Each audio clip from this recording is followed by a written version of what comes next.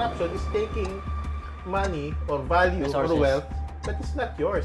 May mga sitwasyon dyan na parang hanggang investigation lang, hindi na natutuloy sa indictment.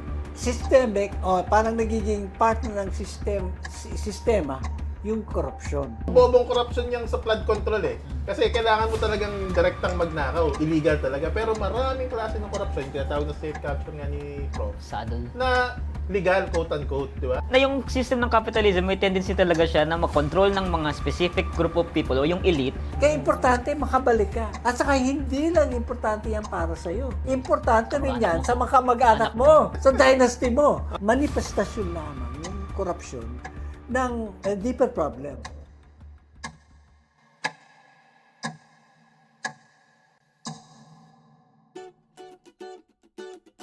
Magandang gabi sa lahat. Magandang gabi sa inyong lahat. Happy New Year. Late kami ng isang buwan. Ito, nandito kami sa season 2 ng ating podcast, ang Politikang Inamo. Wala na naman. May guest tayo ngayon, Mark.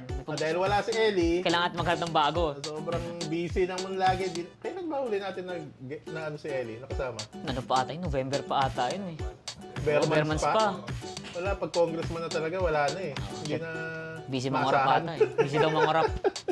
Marami na kasing interview. Lagi ko na nakikita sa social media ko si Elijah eh. Wala daw Wala tayo na, viewers wala na. masyado, kaya ayaw na pumunta ng gago eh. Nagbago na. Ito, wait. Meron. Million views eh. Dito, Million Tayo, 1,000 Ellie, views lang fuck tayo you, dito Ellie. So ito, meron tayong special guest galing pang Netherlands to. So tangay na. Talagang isa sa mga kapitapitagan natin mga professors at saka legend to eh. Legend to sa academy. Akadim. Naku ha? Ito, pakilala natin si Prof. Nathan Kimpo. Kimpo. Woo! Galing pala kayong Netherlands. Doon ko rin kasi Pakilala ka muna, Prof. Ito, No, okay. Ayan.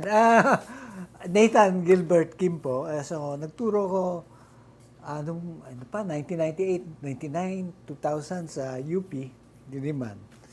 Tapos, after that, nagturo rin saglit sa University of Amsterdam. wow. At tapos, matagal ako sa Japan, sa University of Tsukuba. At iba pang mga universities sa Japan. At then, itong last, nagturo ako ng kurso din online sa Ateneo de Manila. Yun yung about corruption. Prof. Isa yun sa mga tinuro ko. They asked me to teach a course on corruption. So yun. So ang pag-uusapan natin, Mark, ngayon, actually, isa lang naman do sa kasi may bagong medyo nag-viral na article to si Prof. Nathan eh. Recently yung about cycles of corruption. Alam ko, saan na-publish to, Prof? Rappler. Sa Rappler. So, pwede mo bang explain kaunti, Prof, yung yung summary lang nung Ang article. Bali, ang ginamit ko nga na doon, na subtitle, How the Big Fish Get Away and Get Back into the Game. Yan. Kasi cycles of corruption nga eh. So, paano ba nakakalusot o nakaka-get away itong mga big fish, mga big politicians, public officials sa corruption. Tapos, nauulit na naman yung mga pangalan na lumalabas sa mga bagong corruption scandal. May mga suki, no? May suki.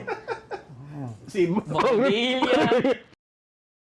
Ngayon, ano naman dyan, hindi naman ako makakapag-name sa isa ganito, talagang corrupt na corrupt. Kasi ang problema nga dyan, marami sa mga kaso, o maraming sa mga skandalo, walang nakokonvict. Okay? O kaya, kung may mga nakokonvict man, yung mga pipitsugin. Hindi yung big fish.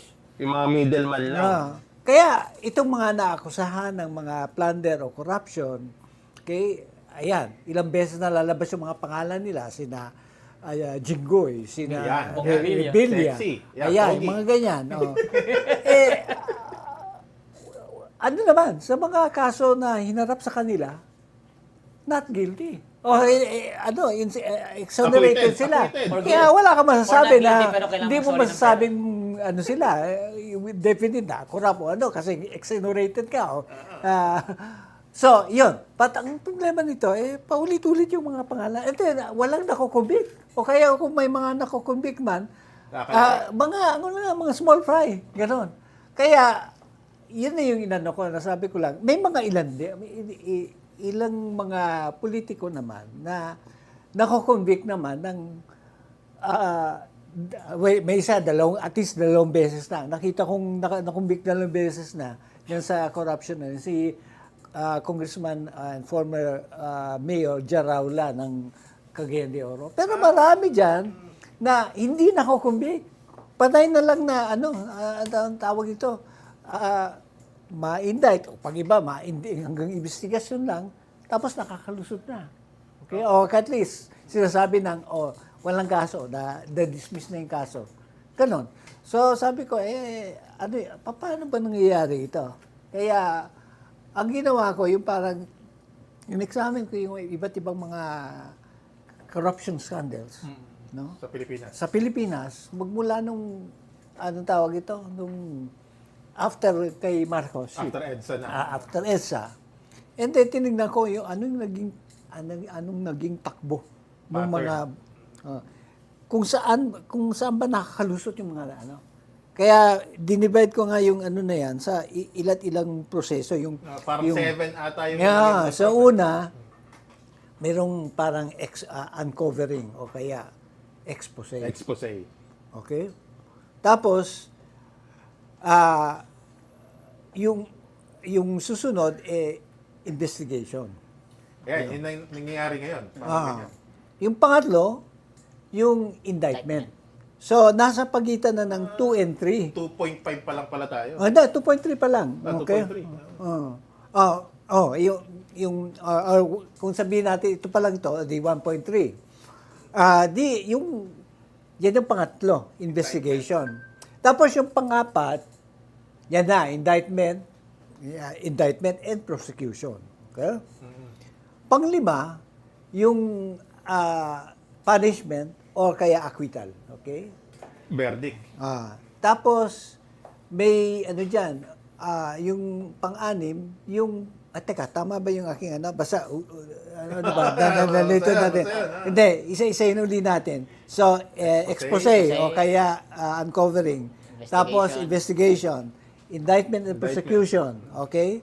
And then, punishment. Or acquittal. Okay? And then, ang sunod dun sa punishment or acquittal, maaring may reversal. Reversal o kaya pardon. Okay?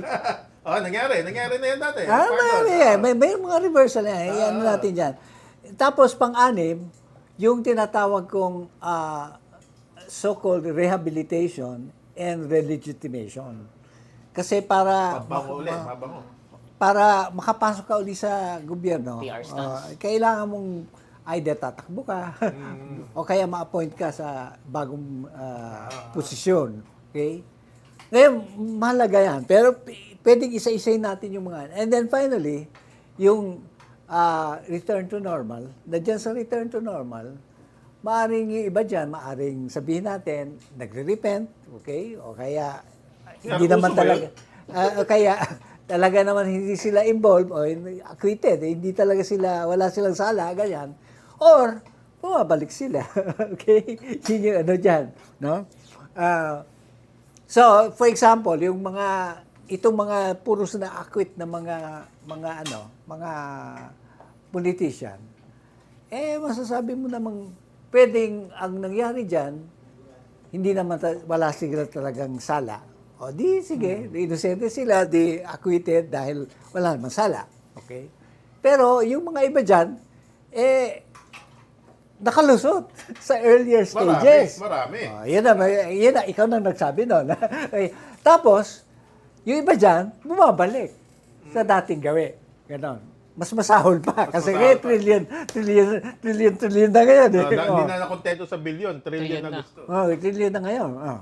So, yun yung Tapos, isa-isa ko. Yung bang, yung punto na, yung bang, bawat stage, tapos ang nangyayari dyan, may mga dumadaan sa all 7 stages na ganyan. May mga iba naman na yung bang mabilisan na parang patapos pa lang na expose o kay uncovering, Ako ito na. tapos na, wala na. Wala na. Walang kaso, wala nang investigasyon. Parang si Chis Escudero. hindi pa tapos yung Ah, di proseso pa, di eh. pa, So, di pa. Okay, so okay. baka nasa investigation, excited lang. nasa investigation pa rin sa kanya. Kasi iba, hindi umabot sa investigation. Ang tinutukoy ko dyan, yung mga lumabas dito sa mga tungkol sa offshore banking, o offshore wealth, okay? Na may mga politiko, may mga public officials sa Pilipinas na may mga offshore accounts. Okay? Naku, marami yan. Marami yan eh. Ang ano dyan, Panama, ganyan. yung Panama Papers, yung Pandora Papers, yung offshore wealth, mga ilan yan eh, no? Produkto yan ng mga investigation ng mga investigative journalists sa iba't ibang bansa at kasama na rin yung mga investigative journalists dito. So, on the basis ng ganyan, may mga lumabas na news articles nung simula pa ng 2013. Tama, Okay, tama. yung Panama Papers yan. Doon sa Panama Papers at saka yung mga sumunod ng mga papers, lumabas yung pangalan ni Amy Marcos. I mean, Tapos yung mga anak. So hindi lang Amy Marcos Manotok. Marcos Manotok yan, yung mga anak. Okay? Tapos tinanong siya, saan galing yung ano niya? Ngayon, yung ano yung ano? Bakit saan galing ito? At saka what explains this wealth? Sabi niya, pang-schooling daw ng mga anak niya. Inipon lang para sa pang-schooling ng anak niya. O yun. Ang ano ko nito, sabi ko, kung talagang matyaga yung mga nasa ombudsman o yung mga ano, talagang imbestigahan nila, no? Basis ng yung SALN. Trabaho Based on nila yan, eh. Statement of Assets Assets and and Liabilities. Net worth. Okay? Tapos, net worth. Wala. Wala na nag-follow up. tulong Okay? sa pansitan. Ang nangyari, no, may mga statement. Tapos later lumabas pa yung Panama Paper, yung Pandora Papers. Pandora. Kung sino-sino mga lumabas na mga may mga accounts yan. Okay? Yung mga Anggara. Yung mga abogado pa nga eh. Tapos si Bautista, Andres Bautista, yung sa Spotmatic. Yung mga iba-ibang mga, tapos may mga artista. Then of course may mga ano rin, mga entrepreneurs, mga businessmen, yung mga naroon. Pero ayun, ano naman yon, mga talagang mga corporate Quote-unquote legitimate. Ngayon, depende pa rin. quote-unquote. Pang iba, yung mga wealth nila, kailangan para sa explain. Ang problema dyan, nung at time na especially ni Ombudsman Martires, Ay. sabi niya, kailangan na notarized consent ng mga... Bawal kuha yung salin, no? Di ba paano mo ulo yung imbestiga ano, ba lalo?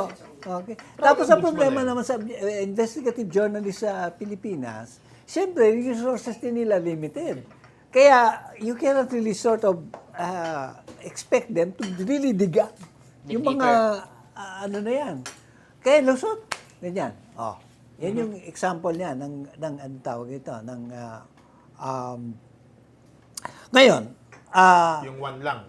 yung hanggang expose lang. Expose lang. Yung unang Wala na. tapos Fizzle- wala fizzle na. out na. Fizzle out na. Isa pang example ng pag-fizzle out niyan. Sino ba itong yung kay si Tulfo? Sino ba yung one of the Tulfo na anong tawag ito? Journalist, parang ganon. Nang gumawa ng expose tungkol dun sa yung panahon nung onion scandal, yung shortage. Sinasabi niya yung Mga sibuyas yung kapatid. Hoarding. Kapatid ni kapatid ba yun? Yung one of the Aranetas. Yung sinasabi niya. Lumabas yung ganyan. After that, wala nang nangyari. Wala nang follow-up. Okay? Nagkabayaran na pag gano'n. Ewan ko. Ngayon, ang ano dyan, yun yung mga tipo na parang yung bang, anong tawag ito? Yung biglang lalabas ng ganyan, and then mawawala na. Okay? Nipped in the bud. O parang ano lang ba? Tama. Parang wala na. Okay? Okay. Pero yung sa mga ganyan, maglinger na ako dyan, Prof.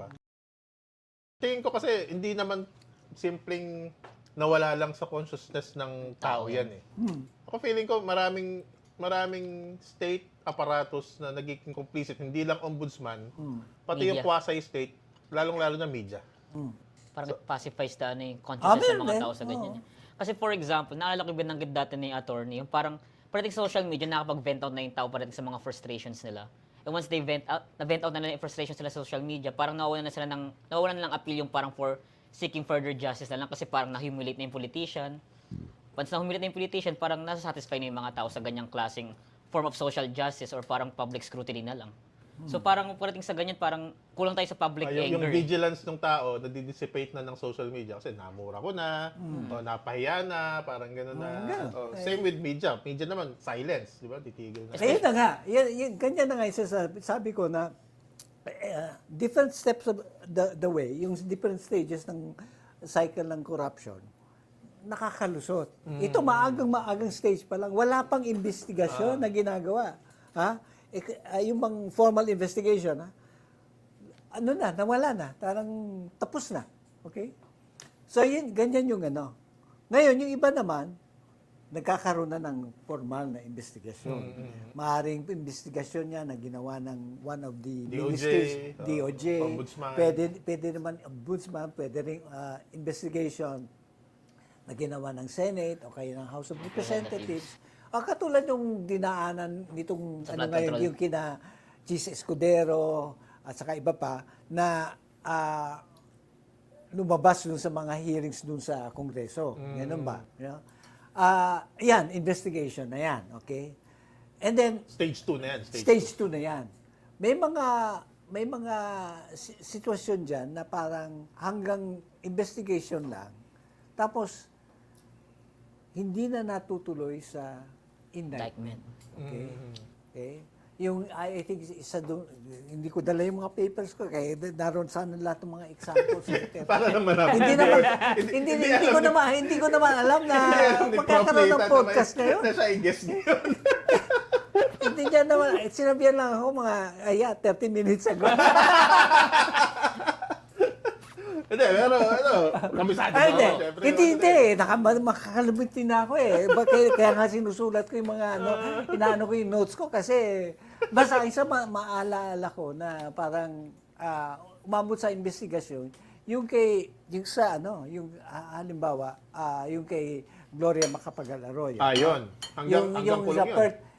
fertilizer fund scandal. Okay? Yung ginamit yung fertilizer fund para sa kampanya niya. Okay? Ayan, nagkaroon ng investigation. Hindi na umabot ng indictment. Hindi na siya umabot sa indictment. Si GMA? GMA. Sa pagkakaalala ko. Kasi ano na yan, yung bang hindi enough yung evidence. Madalas yan tuturuan na na sa nangyayari na parang whether sa lalo na kung may kaso na yung inaano yung ombudsman, ang magiging rason niya na hindi nila tinutuloy, insufficient evidence. Kulang ng paper trail. Kulang ebidensya. Hindi nila, yan ang problema. Okay. Pero, Prof, meron ka na bang sa research mo yung nagbuong cycle yung 7? Yung kay, let me see, Estrada. Nakulong na Erap. siya. Oo, Erap. ano, hanggang Nakulong nga siya. Hanggang lahat yan, resignation, ng Impeachment 7 yan, yun. lahat Oo, yun. ano? Ayun, so ang nangyari doon, siyempre, may kaso doon sa... Ombudsman, yung kay Hindi Chavez. pa sa ombudsman, Yung kay investigations pa yan sa Kongreso eh. Di ba, nagbotohan pa sila, Tama. nag-walk out pa, mga ganyan-ganyan. Jose Pidal. Oo. Tapos, after that, yung initial exposure, tapos nag-investigation. Tapos, ang ano doon, Indictment. na-indict siya, tapos yung botohan, parang lumabas na tapos na yung kaso. Tapos nagkaroon ng people power.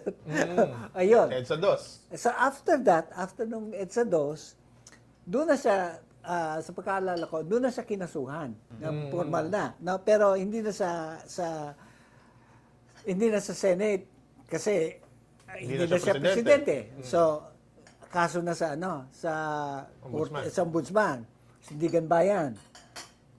Tapos kinasuhan siya ng plunder. Kasama yung anak niya si Jinggoy. Pareho silang inakusahan ng Oo nga plunder. pala, kasama si Jinggoy doon, no? Okay. Tapos after nung, so ano yan? Then after 1.5 months after na found guilty siya, no? Nung 2007 ba yun? O yun, pardon. O, di Release. cycle number 5. Stage number 5. Release. After nung number 6, rehabilitation and relegitimation. Tapos naging mayor ng ano. Oh, hindi siya tumakbo ng supposed to be sa plunder. Hindi ka na pwedeng tumakbo. tumakbo for public office, pero nagawa ng paraan kasi Naging mayor yung pa. plunder, yung pardon sa kanya, pardon sa lahat. So pwede naging siyang karo yan umatakbo. Naging ano pa 'yon. So tumakbo siya, naging di nanalo kayo. Oh, yun. Tumakbo pa siya ng 2010. Oh, Presidente. presidente Siya pa ang talo. number 2. Talo. Muntik pa niyang talunin. Si Ayun, Pinoy. natalo nga. Yeah, so 2010, yan, talo siya. Pero takbo ulit, 2013. Ayun, mayor, nanalo siya. Ayun. Yung 7 na, stage 7. Stage 7. So, yun yung ano, Full cycle. full cycle. Oo nga, no? Si Erap. Ngayon ko lang naalala na si Jinggoy kasama para doon sa unang ano. So ilang beses na na-index si... if ever, pangatlo na. Si If Jingo, ever. Grabe na pangatlo na. tripit. Kaya ngayon, si Grand ano, slam. si Jingoy, nasa pagitan, hindi, nasa 3.3 na. Kasi, Yan. kasi, di ba, ano tawag Expose. ito? Expose. Tapos, investigation. Indictment. Tapos, indictment. Indicted na siya ngayon. So, Indicted na ba? Wala pa. wala pa. O, yun, papunta to. Investigation pa lang. Si Bong Kung Revilla. Revilla yun, yung na ano Indicted. ngayon, detained. 3.3 na siya. Ganyan. Kung mapasok siya sa ganyan. 3.3. Ayun. Ang Jinggoy Grand Galing, Slam. no? Ang galing mo, sexy. Kaya Grand T-3-pit na pala. Ngayon, gets Kaya kita sinasabi. 3.3 na siya. Kasi ano na. Kaya nga ginawa ko yan, 1.0 hanggang 1.7. Tapos yung 1.7, equivalent na rin yan sa 2.0. Tapos kung may bagong skandalo na naman, T-3-pit na lang. repeat na naman yan, ganyan. Hindi ko na yan. And, Kaya pala the good one si ano, yung kapatid niya. Si JB. hindi, yun talaga yung context nun. Kaya Tatlong beses na the good yung one. kapatid niya. Matindi nito yung kay, ano, kay Bong Revilla. Oo. Kasi- Pangalawang wind na to. Hindi, pero hindi lang yan. No? Yung kay Bong Revilla, na-indict siya dito sa ano tawag ito? PDAP. Kidap. Napoles. Sa mga top politicians, sa top public officials, 3 lang sila na indict sa plunder. Enrile, Jinggoy, Jinggoy. tsaka siya. Bong Revilla. Ayan. Yung 3 yan kasi yung sa investigasyon na ginawa ng DOJ, ganyan. At saka ng ombudsman. Sila yung top notcher sa pinakamalaking pera na nakuha mula sa PDAP. First. At ang pinaka-top notcher dyan sa 3, si Revilla. Ganun ba? Oo. More than Enrile? Number 3 lang si Enrile. Number 2 si Jinggoy. Matanda na daw si Enrile. Ayun yung tignan nyo, i-research ko sa lalabas yan, na sila yung top 3. Okay? Ngayon, ang ano ko dyan, sila yung top 3. Pero may mga ibang mga na akusahan din ng plunder. Siyempre, si Napoles. Okay? Tapos yung chief of staff Gambe. ni Bong. Enrile. Si Gigi Reyes. Gigi Reyes, na ano rin yan, na plunder din yung kaso sa kanya. Tapos, si Cambe, yung Chief of Staff ni Revilla. chief of staff ni Namatay sa Revilla. kulungan. So, ang nangyari dyan, ayun, si Cambe, na guilty ng plunder, si Revilla, Acquitted. acquitted. Pero, Ng plunder. Magsasorry ng pera. kailangan mag-sorry pera. Ang labo nung Acquitted si Revilla, pero kailangan niya mag-sorry ng 125 million. Hindi, kasi siyempre, ang kwento dyan ni Revilla, hindi ko alam yan. Yung ginawa niya lahat ni Cambe. Pero pumunta yung pera sa kanya or whatever. Basta, nasa kanya yung pera, kaya kailangan niya yung balik. Ganun lang yun, no? Kaya, It's a very Galing. weird, very weird, yun. so, ang judgment. ano ko dyan, ang tingin ko dyan, ay wala pa nang sasabi dyan, pero sa tingin ko dyan, sa buong PDAP na yan, fall guy itong si Cambe. Cambe. kawawa. Tapos namatay. Namatay. When in prison, several years na siya sa prison, namatay, 2021. Kawawa. Parang ano, no? Parang pinapakinggan ko Tapos si Prof. ngayon, ayan, may bagong kaso si Revilla. Hindi, inosente daw siya. Ah, Ano ka ba? Kaya nga daw siya sumuko eh. Ano daw, politika daw. Ika, Mark, anong tingin mo dun sa ano? Kasi ako parang nakaka-depress eh, no? Cycle na naman tayo na cycle ng corruption, na, ano? Tapos, laging makakatakbo ulit, ma-legitimate. And nasa same existing system naman tayo when it comes sa Pilipinas eh. It doesn't change the politics naman or nature for every administration, di ba? For every administration, lagi merong scandal yun or merong ano, isang example ng, for example, flood control sa panahon ngayon ni Bongbong Marcos, panahon ni Duterte. Ano is ba? yung sa, ano yung sa healthcare ba yun? Yung sa, Dengbak siya? hindi sa Dengback yung, yung sa COVID days niya, yung Parmali. PhilHealth. PhilHealth tsaka Pharmaly. Mm. Tapos yung panahon naman ni Aquino, meron naman siya nung time PDAF. ng PDAF. So every administration, parang meron siyang post, GMA, ano yung kay GMA? alam mo sa kanya yung sa, NBNZTE. yan. Ayan. Oo. Okay, ERAP. Ano? Basta yung every administration after nung, Na EDSA. ng EDSA, parang meron sila sariling ano na yung mga scandals when it comes sa ano eh. Kay Cory, ano? Kay Cory. Ano ba yung kay Cory? Ano bang scandal kay Cory? Hindi ka pa buhay nun. Hindi pa ako ba yun? Kay Ramos, ano ba? Hindi, parang isa-isa yun. Yung ano, yung... Privatization. Kay Hindi, Ramos. yung ano to, Bata pa ako niyan, boss. Eh. bata. Bata pa ako niyan. Elementary pa lang ako niyan. Amari. Pei Amari. Tama, Pei Pei Amari. Amari. Na, ano, kay Lusutan. Lusutan to, di ba? Hindi ko, yung tungkol dito sa... O danding ba? Yung land na reclaimed. Reclaim land. Pero Reclaim Prof, land. when it comes ba parating sa mga ganitong klaseng, yung ano nyo ba, research nyo ba hanggang pang anong administration lang siya, post-EDSA lang ba, hanggang kay ERAP lang? Post-EDSA. Post-EDSA lahat. Post-EDSA lahat. So in every case na ganyan, isang cycle lang talaga nakapag-complete yun, which is si ERAP lang. Hindi, well, kasi ganito, may mga ano kasi na parang nag-skip ng stages. Okay? So may mga nako-convict pa rin talaga siya. Hindi, din hindi. naka- So, like for example, ano natin yung case nung kay Revilla, no?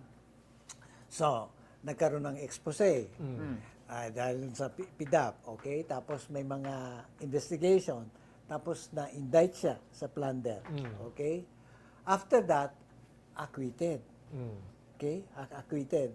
So, walang kailangan pardon dyan. Pero, ang punto dyan is that kailangan niya pa rin na parang process ng rehabilitation. Pero And nanalo din siya. Hindi, kasi nga, tainted ka eh. No? Kung na-taint ka, whether guilty ka o hindi, pero na-taint ka ng isang skandalo, hindi ka makakabalik sa pwesto. Kailangan mong bawi puri. Kailangan kasi Budot. importante yung proseso ng rehabilitation and relegitimation.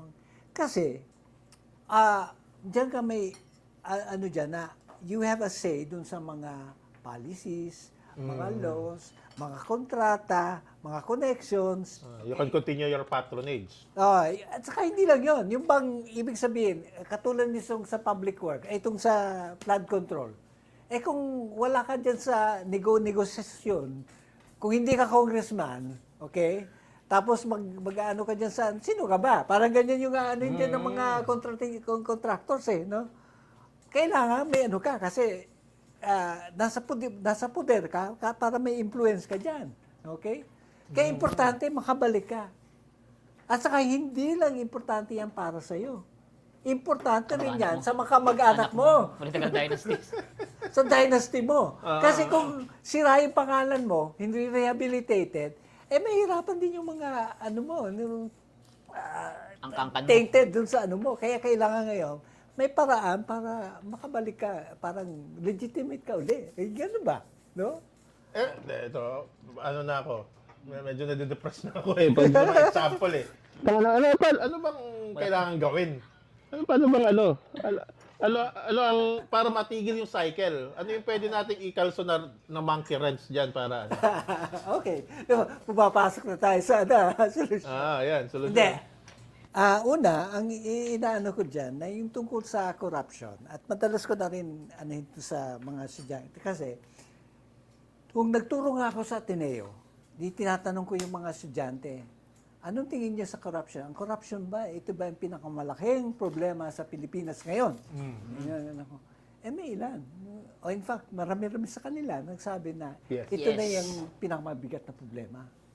Parang naalala ko yung bagong ano ng ni Kiko Kaya nga Pangilinan ngayon na ano. Kung walang ano yan? corruption, Kung walang walang dynasty, walang corruption, walang corrupt, walang mahirap. Walang ganun ang kanyang Ngayon, line ang niya. ano dyan, na parang, ano na yan, ibig sabihin, systemic, o parang nagiging part na ng sistema, yung corruption. Normalize. Okay? Ayun na nga, kaya nga nagsulat din ako tungkol dito sa usapin nga ng state capture. Kasi yung yung manifestasyon lamang, yung corruption, ng capture na ng deeper problem.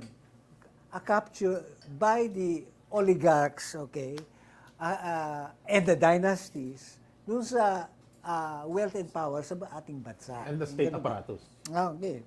Ngayon, so, nagagamit na yung aparatus ng state, no, para sa mga sariling interest. Okay?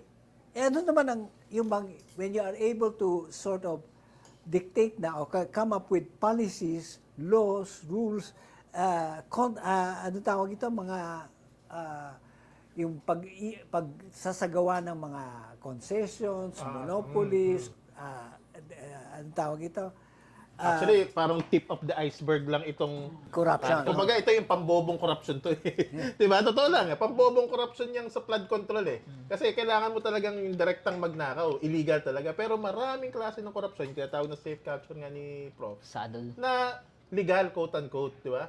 Kuha ka ng mining permit, 'di ba? Legal 'yon, mining permit, 'di ba? Sirain mo ang kalikasan, extract ka. 'Di ba? Kasi basically, corruption, ang kapag strip down of its elements, corruption is taking money or value Resources. or wealth that is not yours. So parang ang ganito ito, pag sinabi mo kasi, at least dun sa mga corruption studies, no? Dahil yung term na ito, yung state capture, lumabas ito dun sa studies nga nung nagano sa corruption studies. Na parang basically, yung ano dyan, na may certain, say for example, oligarchs, na na-capture na nila yung study in such a way na parang sila na yung gumagawa ng mga patakaran, sila na yung gumagawa ng mga laws, at for their own interest. Yes. Ngayon, yung term na yan, yung state capture na ginagamit nila, originally, ginamit ito sa Eastern Europe at saka Soviet Union, former Soviet Union, na ang mga nag-capture ng ano doon, yung mga oligarchs. Okay? Ganon. Tapos, later, nung pinag-aaralan na sa ibang mga bansa, may mga certain developments tungkol dyan na, first, hindi lamang yung sa mga Eastern Europe at saka former Soviet Union, kundi yung ganitong phenomenon, makikita mo sa maraming mga developing countries, Kahit sa US nga. and kahit na sa mga developed countries, may ganito. May element, may indications na ganito. No? And then, ang isa pang napansin nila sa corruption studies na yan, na hindi lamang mga oligarchs, kundi mismong mga nasa public office, whether elective or Kasabwat appointed. yan eh. Kasabwat. Okay? So, kaya yon na parang nakikita na yung ano. Ngayon, ang punto naman ito, kung kinakapture mo na yung state sa ganyang mga pamaraan, sa ikaw na yung nagdidikta kung ano yung mga patakaran Batas. dyan, mga batas. Okay? For your personal gain. Ano naman definition ng corruption? The use of public office or entrusted power for personal or personal gain. Okay. Yun ang corruption. Parang gano'n ba? But this is done on the level na ng state. Kumbaga tip of the iceberg lang itong Ngayon, ano na to. Kung titignan mo, kasi ang term nito na state capture, mas nanggaling ito sa mga nanggaling ito sa mga Yun lang. Guess natin. anong tawag ito? Sa corruption studies. Pero kung titignan mo, kung susuriin mo yung mga iba pang mga studies na ginawa na tungkol sa estado, okay? Whether sabihin mo weak state o Failed state. failed state, Kaya si Monlo. fragile state, patrimonial state, predatory state, anti-development state, lahat ng mga ganyan. Lahat yan, pinapakita na mayroong parang oligarchic elite na nagkokontrol na sa ekonomiya at saka sa politics ng isang bansa.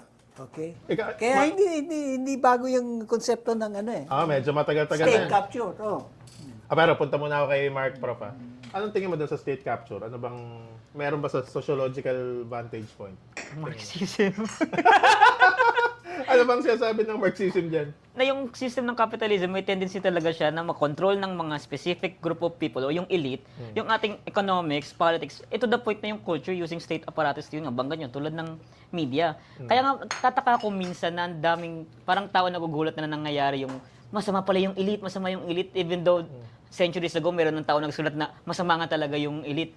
For example, yung although parang sidetrack to, yung nangyari sa Epstein files na lumabas ngayon, nagulat lahat ng tao na yung pala, ng mga billionaires, mga ganyan. Nagagawa pala na gusto nila. Nagagawa nila yung gusto nila kahit anong gawin nila.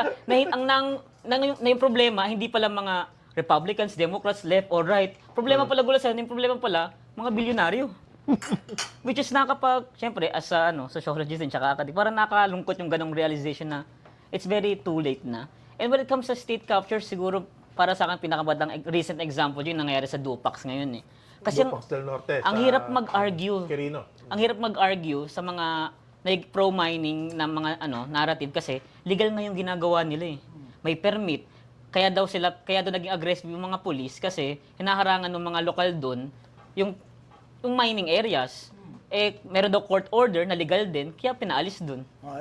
Which is, it's very hard to argue na di ka pwede basta pumasok na, is it moral ba? Lagi na lang ba tayo legal? Ako, may mas naalala ko tungkol sa state capture na sinulat ni Marx sa 18th Brumaire of Louis Bonaparte.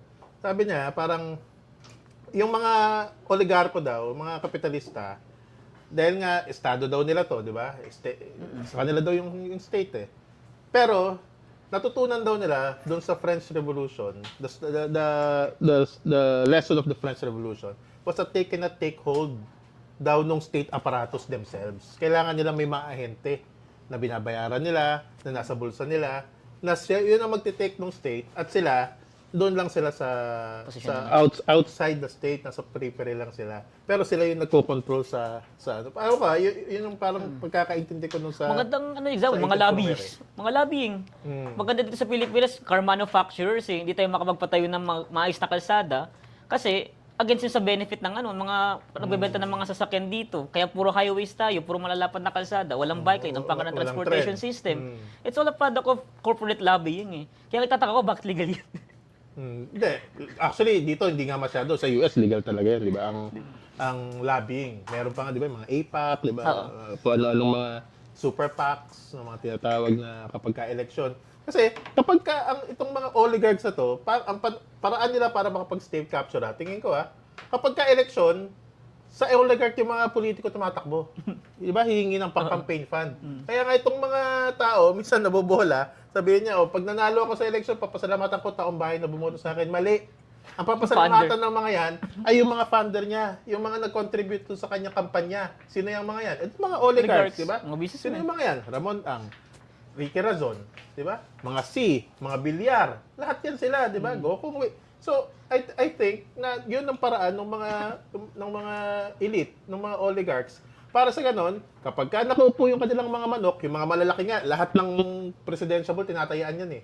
Pag nakaupo yung tinayaan niya, o kung sino man nakaupo dyan, lahat ng appointed sa akin, o akin DNR, akin EMB, o akin DPWH. So, yung mga tao nila, yun na pwede nilang utusan. Kung kontratan to sa akin, may award. Grabe electoral hedging. Nag-hedge ka sa mga politiko kung Lahat. sino. Meron pa nga ako nabalitaan dyan, meron mga iba. Una, magbibigay muna, tigo 100 million sa mga presidential ball. Pag nanalo ka, sige, may 5 billion ka. Ganun daw. May mga sigurista na oligarch na. Grabe. Na, ano, kaya, ewan ko So, it's really the tip of the iceberg. Yung corruption na ito na sinasabi. Pero, babalik ako kay Prof. Kasi hindi pa rin nasasagot yung tanong ko na, Anong solusyon? anong solusyon? Anong gagawin natin, Prof? Puro what tayo, can- baka sabihin ng viewers natin, puro tayo analyze ng analyze. What can we do? Anong nyo, gagaling nyo, wala kayo namang binibigay ng solusyon. Ganyan ang uso sa mga DDS eh. Okay. Hindi. Nagpangalan na ng group. Ang ano ko naman, naalala ko lang dito, yung isang sinulat ni na Walden dun sa, ito yung mga, ang tingin nila, ang state sa Pilipinas ay anti-development state. Kaya po ang ano nila, ang tingin nila na ang corruption, isang issue lamang na ginagamit ng mga anong tawag ito? Mga Sa elite. elite. Intra-elite na labanan. Skirmishes. Okay? Skirmishes. Okay? Intra-elite lamang ito. At ano naman yan? Yung big sabihin, kung there's some truth in it, no? Na parang, kasi kung titignan mo, nagkaroon na ng dalawang Successful. popular uprisings, okay, sa Pilipinas. Yung 1986, na kung saan, ang sorry, hindi na ano ko yung, Ilangaw. May Ilangaw, may eh. nakapasok na lang ako sa studio namin. teka, paano ba ito? Yan. Yan, ganyan. Okay lang? Okay, sige. Yung, teka, saan naman ako? May dalawa yung ng uprising. 86, okay. Na yung una, ang pinabagsak nun, isang corrupt and very repressive na diktador. Marcos. Okay? Senior. Okay, so yun yung una. Tapos, yung sinasabi nga, na ang pumalit naman, bumalik lamang yung rule of the old oligarchic elite. So, Correct. balik lang ang elite democracy. Yung ganun ba? Yung sinasabi nila. Okay? Kaya, yung sumunod naman na uprising, popular uprising, yung EDSA II. EDSA II, ang pinabagsak, isa na namang corrupt na president. Erap. Okay? Si Erap. Ngayon, ang pumalit, okay, Mas corrupt. si Gloria Macapagal Arroyo, na according to Pulse Asia na survey, noong 2007 yata yun, she is the most corrupt president, even more corrupt than Marcos and Estrada. Ganun? Ganun kalala? Ayun, ganun kalala. Okay, yun yung survey na ginawa Record ng holder 2000. pala to si GMA, no? Oh. So, sabi ko, at kaya yung sinasabi nga ni na Walden na corruption, issue ito na ginagamit ng elite pang inter-elite rivalry. Okay? Kaya ang ano ko lang na, and I think, ang ano din naman, na parang, well, they consider corruption din naman na importante na issue. Pero ang inaano ko lang is that, ang problema is that, yung mga involved na talagang anti-corruption, anti-oligarchy, na mga puwersa, ang problema, laging na-outmaneuver, no? Dito sa mga, ito, yung EDSA 1, EDSA 2, kung ano pa. At kahit ngayon, no? Kung hindi talagang yung bang magiging mas mahusay ang magpagdadala ng mga taktika sa current na labanan dito sa usapin ng corruption, baka mauwi na naman sa ganyan. Okay? At mukhang doon papunta. Maaaring doon ulit papunta. Na parang may mapapabagsak, may bumagsak na mga corrupt na mga politiko, pero ang papalitan sana, ang mga politiko na Mas naman, corrupt. later will turn out to be also corrupt. Okay? Kaya yun yung dapat yan. Kaya kailangan maging mahusay din yung mga persa na anti-corruption sa pag-handle ng, para hindi na naman na parang hindi lang lalabas niyan uli, another faction of the elite Na nakabuntot lang ang progressives. na nakabuntot lang ang progressives, ganun na naman ang mangyayari. Ikaw nagsabi niyan, boss, hindi ako, na nakabuntot, Baka mapanood tayo ng mga kaibigan mo. Hindi, so, inaano ko lang na parang, ano dito, na parang kailangan maging mahusay din sa ano, no? We must learn art history. At saka, how to maneuver, no? Itong, sa ganitong ano ngayon, okay? Kaya may ano nga may I being asked to talk tungkol dito din sa ano sa yung nangyari nga sa EDSA 1. Na actually ang ano diyan sa EDSA 1, labanan niya ng 4 na puwersa. Okay? And kung Apat pala yun. yung labanan ng kung paano yung ano yung magiging coalition politics niyan, no? Kung paano yung yung magiging kasi ang nariyan Marcos Camp. Tapos nariyan yung Liberal yun, camp. hindi, yung mga yung traditional opposition. Okay? Tapos yung left, yung kaliwa. Sino yung Tapos, pang-apat? Ay yung mga Non-aligned. yung mga military rebels. Military. Okay. Okay. So girian niya pagdating nung panahon ng 83 to 86. Maniobrahan niya o parang you try to maneuver. Ang one of the possible na ano doon was a yellow and red Tandem. coalition tandem. Okay? And Di ba yan yung partido ng bayan? hindi pa. Wala Hindi pa. wala pa. That was EDSA 1986. Okay? And ang nangyayari dyan, papunta na sana. Kasi, kung matatandaan natin, nung panahon nung 1986, February, yung civil disobedience ni Cory was already running out of steam. And ang ano doon was she was sort of going to persado na siya to come up with a coalition with the left sana. Okay? And mapupunta na yan sa mga Walgang Bayan, etc. And then May mga nagsusunog pa daw ng mga bus nun eh. ngayon, pero Die down. gumawa ng rebellion nga itong sina Enrile Ramos Honasan, yan. And so ang nangyari nung panahon ng nung 1986, ang naging coalition na nagpabagsak kay Marcos Military yung kay Cory and yung military. Okay? Hindi kasama ang left. Hindi kasama ang left. Ganyan yung ano dyan.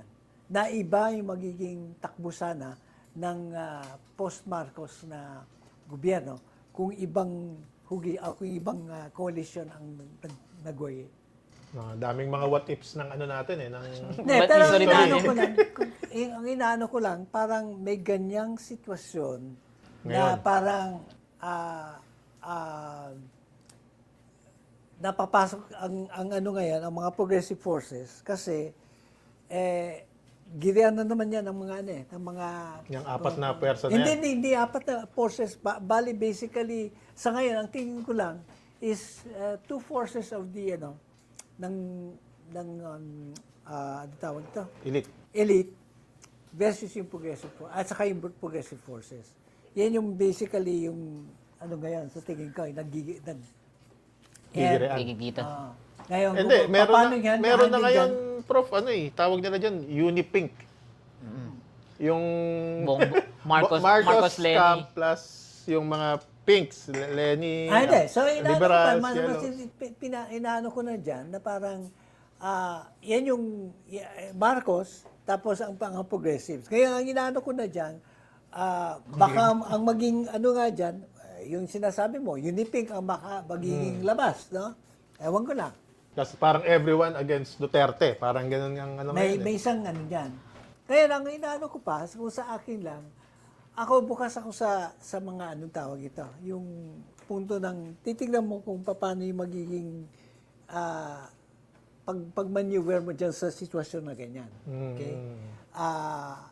Definitely, ako naman, hindi naman ako definitely po Marcos, no?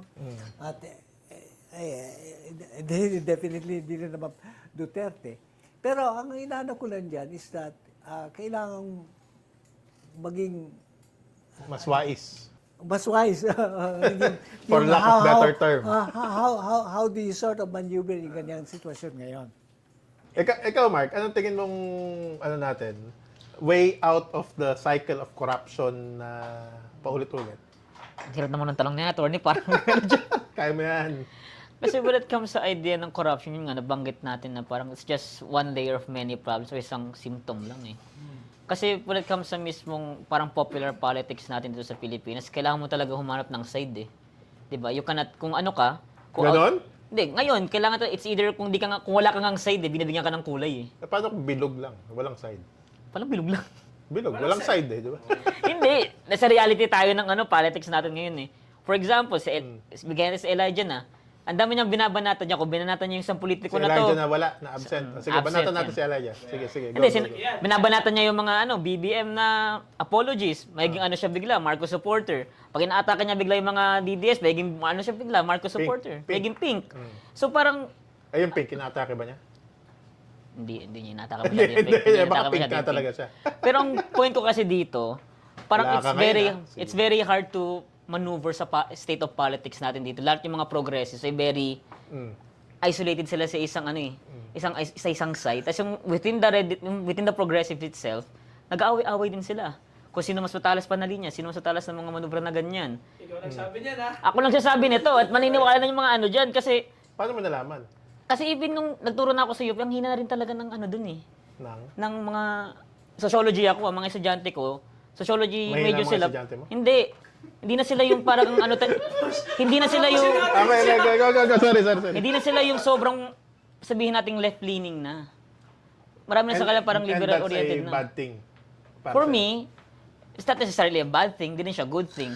But rather, nakikita ko yung indication na ito na nawawalan talaga yung parang ideological forces ng progressive ideas, even within the youth itself. Yung, basta nun sila, acquainted na sila sa liberal thought na ngayon eh. Of course, syempre, Western media na kahit yung politics ng West, pinapasok na rin dito ng identity politics, mas uso na ngayon yan sa Pilipinas. So, yung parating sa root cause, when it comes to analyzing issues, wala na dun sa material conditions eh, yung tinatawag ni Marx eh. But yung, kung ano yung kulay mo, kung Bisaya ka ba, kung Tagalog ka ba, kung yan yung politics natin ngayon, di ba? Kung Bisaya ka, dapat Duterte ka. Kung Taga-North ka, dapat Ganon? Ganun. Kasi, yun ang ano ko, tingin ko ngayon. Kaya, tatanungin niyo ako na anong pwede nating solusyon dito? Ay, wala ko pa sasagot yun. Kahit ako, nasa-state Ang dami mo sinabi, wala ka naman palang sagot. Ano ba naman yan? Kasi nga, kahit ako, nasa state ako na parang political apathy na rin, na paulit-ulit lang yung mga issue na nakikita ko, tapos parang wala nang escape. Ako tingin ko, hope is a...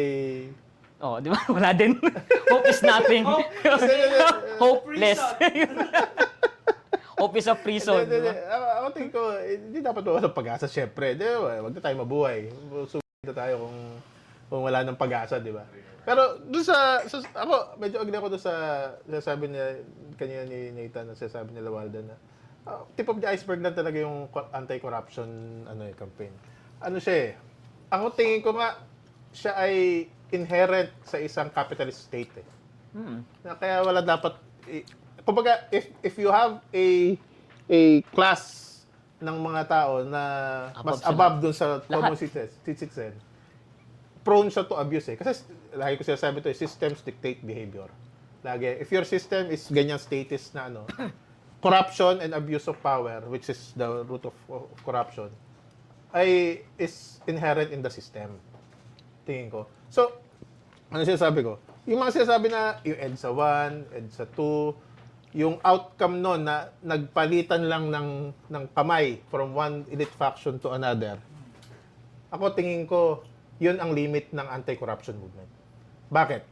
Kasi when you speak of anti-corruption movement, at doon mo lang itinutok doon sa corruption na open, yung criminal corruption na tinatawag, doon mo lang tinutok yung energies mo. No?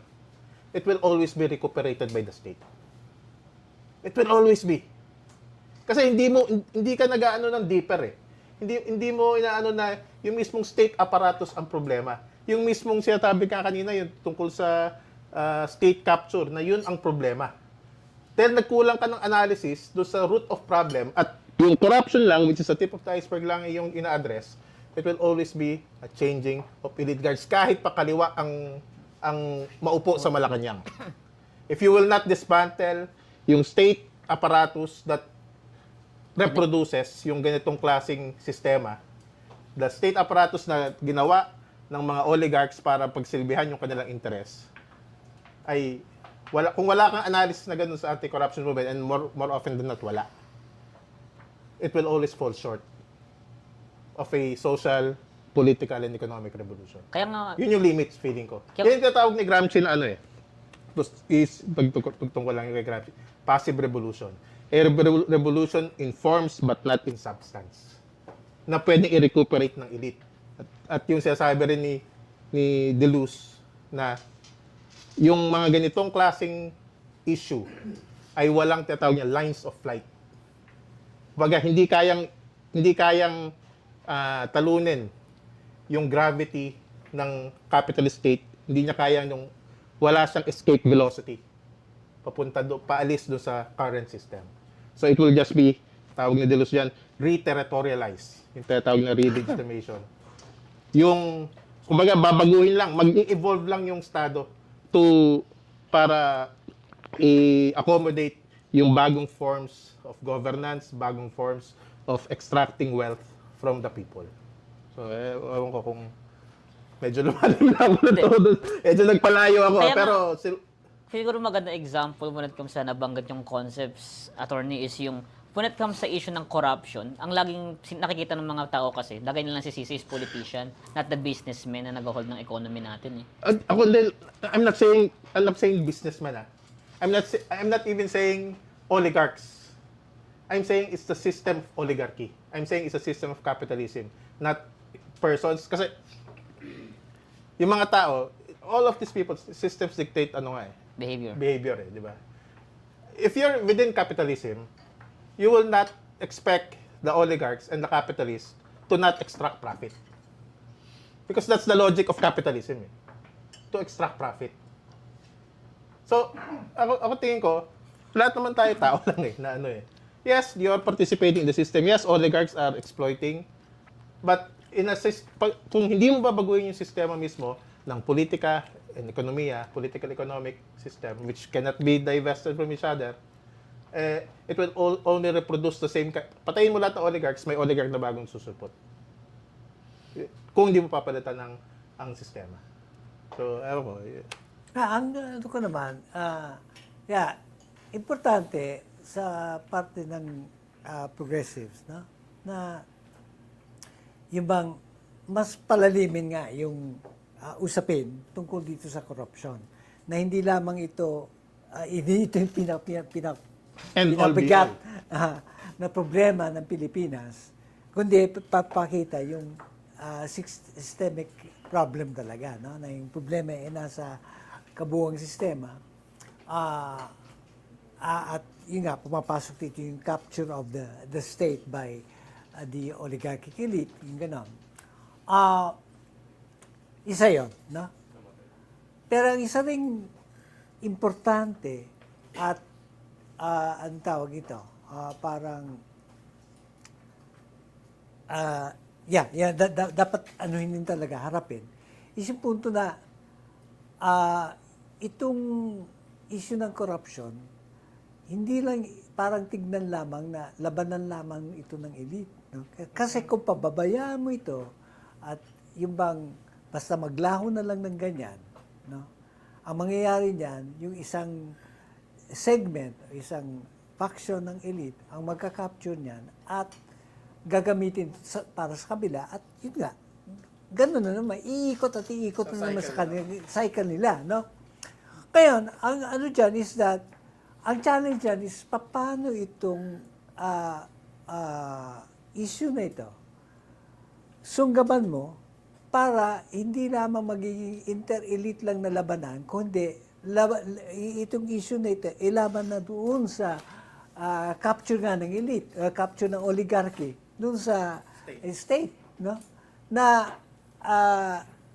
hindi na lang parang susunod-sunod ka na lamang doon sa mga anong tawag ito, person ng elite, no? Na katulad na nangyari nung EDSA 1 at sa EDSA 2, no? Yun yung challenge. That's Ang really isa a pang big problema challenge. din dyan is that, yun nga, na inaano ko, yung usapin din ng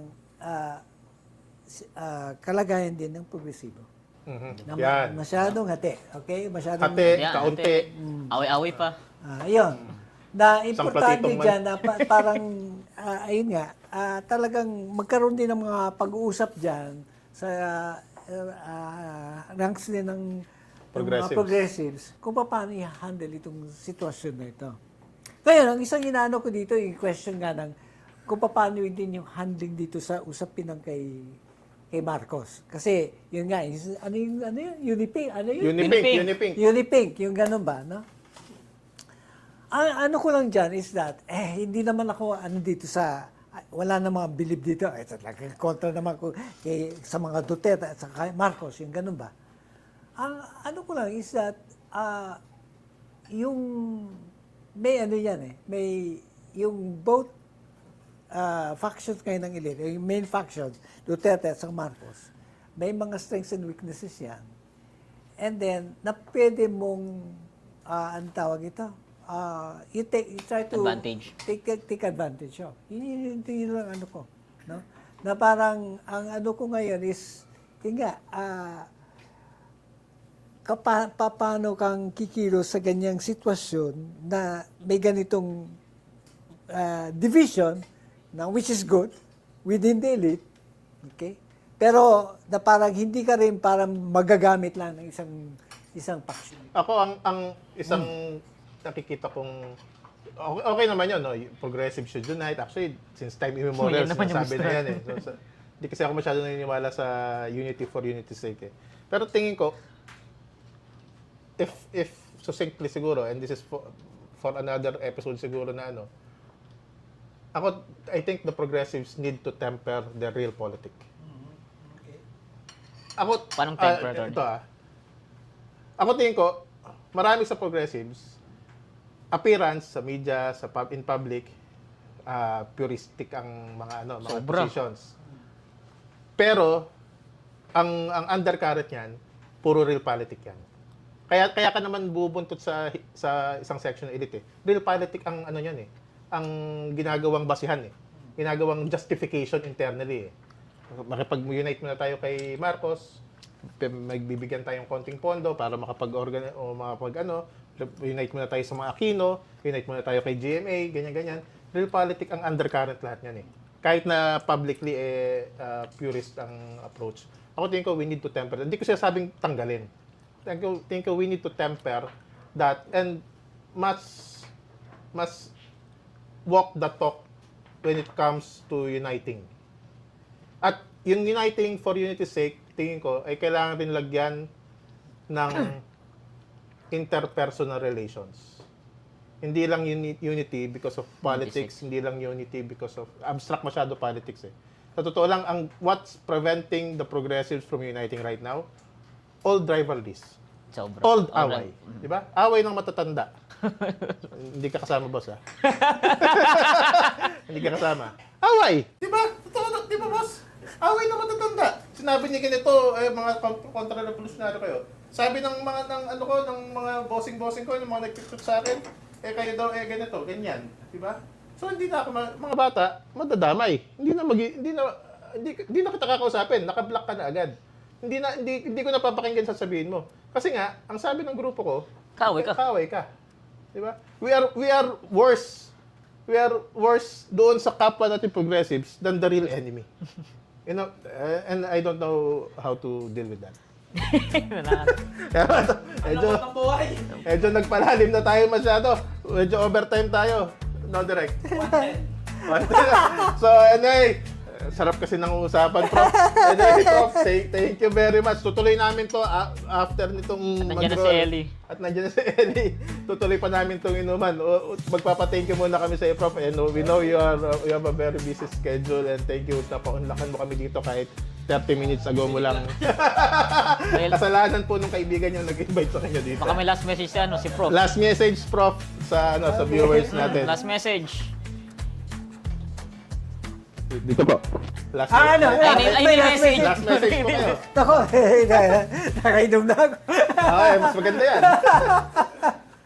Hindi, ang ano ko lang naman dyan is that parang nakikita ko yung opportunities ngayon sa sitwasyon na nagkaroon nga nitong mga tawag ito, crisis din naman ng mga ano ng legitimacy nitong ng present government at saka ng top officials in government, parang ganyan.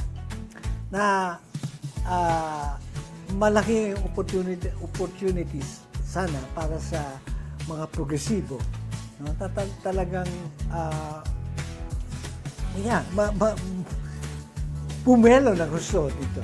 Pero naano ko na parang nakukulangan ako dito sa nagiging reaction na sa harap nitong flood control na skandalo ngayon, no?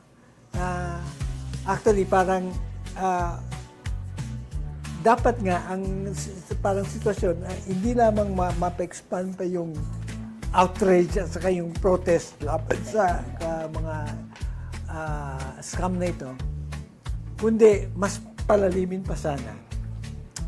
At saka yung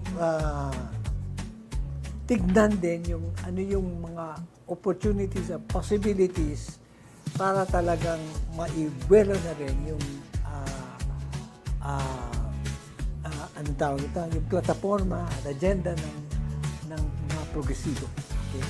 At hindi lamang parang bubuntot-buntot ka lamang sa mga trapo. Ayan, Prof, ikaw nagsabi ng buntot ha, hindi ako ha. Ikaw nagsabi niya na kasi alam ko maraming mga galit dyan. Hindi, inaano ko lang naman dyan na parang, hindi, yun naman ang nangyari noong 1986. 2001. Parang, yun yung ano dyan. Ngayon, ang inaano ko naman dito sa usapin ng current na sinasabi natin, yung Marcos versus Duterte, tapos yung mga progresibo. No? Ang inaano ko, pag-aralan na maigi kung paano kikilos sa ganyang sitwasyon, no? Na hindi naman ako nagsasara doon sa usapin na parang sinasabi kanina na Unipink, maaring ganyan ang lalabas ng pagdating ng 2028. Okay? Maari. Inaano ko pa na parang napaka-fluid ng sitwasyon eh. No? Pero ang inaano ko lang, okay din naman ako na dapat din yung mga progresibe hindi bubunto talaga sa anumang sitwasyon. No? Ganun pa yung ano ko dito. No?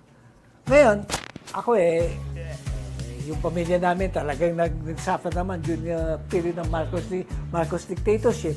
Kaya wala akong ano dyan, binibira ko ng husto itong si Bongbong Marcos at mga iba pang mga Merda at iba pa dyan. No? Pero yun nga, yung punto na tingnan natin yung sitwasyon at saka kung paano tayo kikilos sa ganyang kalagayan, kung paano pa mapapalalim itong usapin na ito, makuha nga yung suporta ng majority ng mamamayan, yun yung challenge sa mga sumusunod na tao. In short, let's get our shit together. Mark, last words. Ayun, hello sa mga estudyante ko dyan, mga katrabaho ko. Estudyanteng mahina tayo kanina. Hindi ko sinabi yun. Hindi ko sinabi yun. Re-rewind yun dito. Pero, ayun, wala naman ako masyadong mensahe. Kung attorney. Wala akong mensahe. Salita ka naman ng content eh. Season 2 na oh. First episode ba?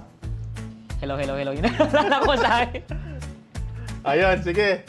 So, ako, una po, salamat ulit ako kay Prof. Nathan Quimpo. Palakpakan natin si Prof. Yan. So, ang ganda nung kanyang last, let's get our shit together. At sana, let's not lose hope, tingin ko. I think hope is the only thing that fuels us, especially the younger generations, para baguhin. The only constant thing in this world is change. Magbabago at magbabago yan. Pero hindi yan dapat natin hinihintay ang magbabago. Kailangan yan ating sinasabuhay, ating pinupursige, at kumbaga, hindi natin yan hahayaan lang sa destiny. So, ayun, sana makahanap tayo ng paraan kung paano makawala sa komunya ito. So, hanggang Hanggang sa muli, ako si Jen ng Batas Manggagawa. Ako si Mark, ang 2 sentimo sa kalye. At wala si Ellie, kasama namin si Prof. Prof. Nathan Jimbo. Sipo at ito ang Politika, Politika Ina Ina Mo. Mo! Cut! Direct! Okay.